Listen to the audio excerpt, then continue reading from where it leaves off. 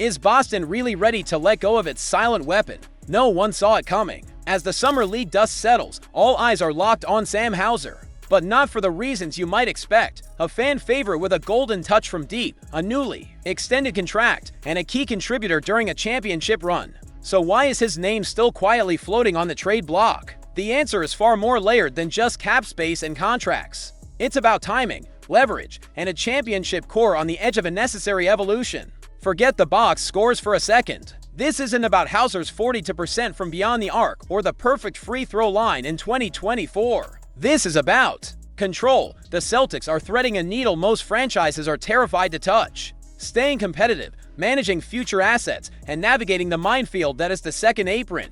All without compromising the momentum of a dynasty in the making. And in that equation, players like Hauser become the most uncomfortable chess pieces, valuable enough to attract interest, replaceable enough to move without paralyzing the system. Or are they? Hauser's value is understated but undeniable. He doesn't demand the ball, doesn't need plays drawn for him, yet he shifts defensive coverages just by standing in the corner. That kind of gravity isn't easy to replace. And in a Celtics system that thrives on spacing and ball movement, his presence amplifies the strengths of Tatum and Brown. So again, why dangle him now? The answer may lie in what the Celtics are planning, not what they're shedding. With the departures of Porzingis and Holiday already in the books, and Anthony Simon's likely just a temporary piece, Boston could be clearing the deck for something bigger. Brad Stevens doesn't make reactionary moves. Every decision has a trajectory, a ripple effect beyond the headline. Could Hauser's exit be part of a much more aggressive pivot? There's also the question no one wants to ask, but everyone should.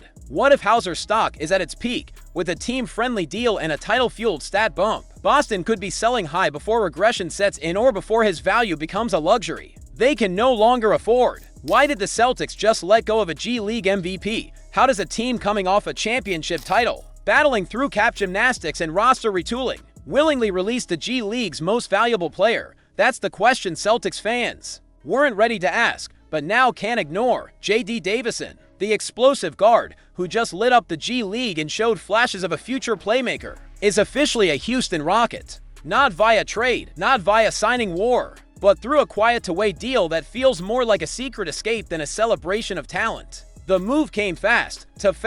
One day he's in Boston, the next he's gone, and not a word from the Celtics front office beyond a procedural transaction. On the surface, this was a salary decision. Waiving Davison helped Boston slip under the second apron, clearing breathing room in a suffocating financial system. But was that all it was? Let's be blunt, J.D. Davison did everything right this past season. He wasn't just good in the G League, he dominated. MVP-level dominance, eye-popping speed, improved decision-making, and leadership that shifted Maine's entire offensive identity. He was no longer just a raw athlete with bounce, he became a floor general. Someone who could create in chaos and control pace against seasoned pros. He even earned a call-up to the main roster during Boston's championship push, landing the elusive 15th spot ahead of the playoffs. And yet, that progress wasn't enough to earn him a future in green. Why? There's a bigger story behind this silence. By letting Davison walk, Boston is making a loud statement without saying a word.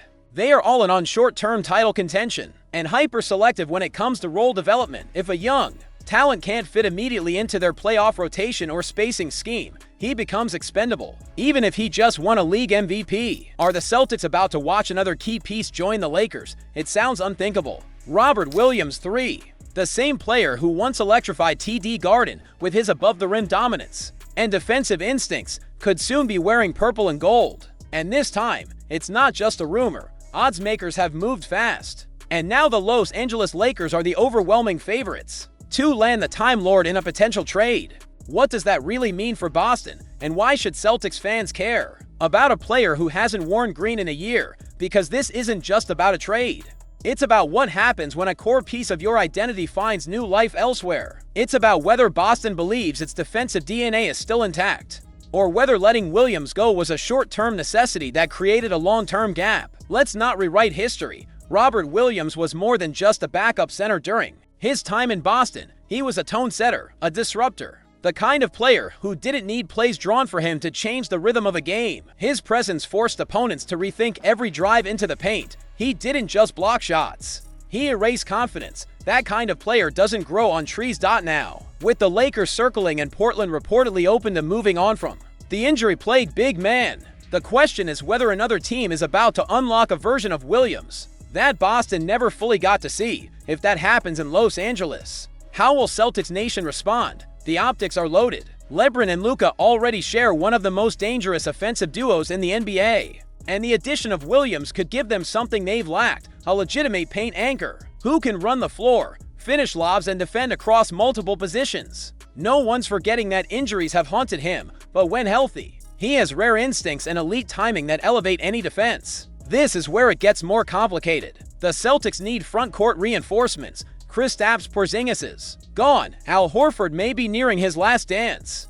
And while Xavier Tillman and Neemias Queta are serviceable rotation pieces, none of them bring what Williams can bring at his peak. The timing feels eerie. Just as Boston opens space in the big man rotation, Williams becomes available. A shocking turn in Boston. Is Neemias Queta really about to become the Celtics starting center? It's the kind of development no one saw coming. Neemias Queta, the soft-spoken Portuguese big man who spent most of last season battling for minutes off the bench, is now being projected as the Celtics starting center. Not just a rotation piece, not just a defensive plug, the starting center. And this isn't speculation from fringe sources. Robb of MassLive, one of the most respected voices covering the team, is backing it. So what changed? Why is a player who averaged just 5 points and under for rebounds now being thrust into one of the most pressure-filled roles in the NBA? Here's the truth. This isn't just about stats. This is about momentum, timing, and trust. Queta didn't just stay ready. He evolved. Behind the scenes, the coaching staff has watched him absorb the system, develop a stronger defensive presence, and polish his offensive decisions. His 65% shooting wasn't a fluke.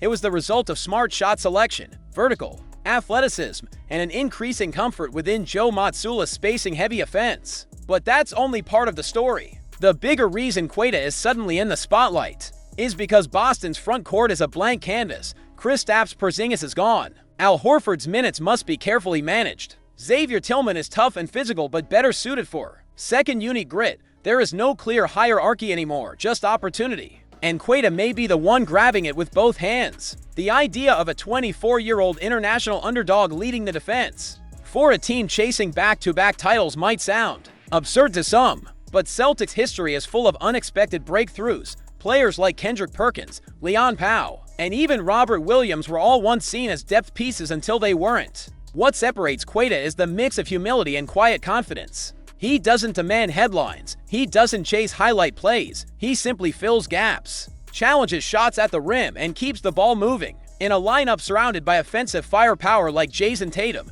Jaylen Brown, and Derek White, that unselfishness is gold. Now imagine the psychological shift this causes for opponents. You prepare for Boston expecting spacing nightmares, switch-heavy defense, and elite wing scoring. But what you don't prepare for is Queta swallowing up pick and rolls, protecting the paint without fouling, and turning second chances into extra possessions. That's the hidden value he brings.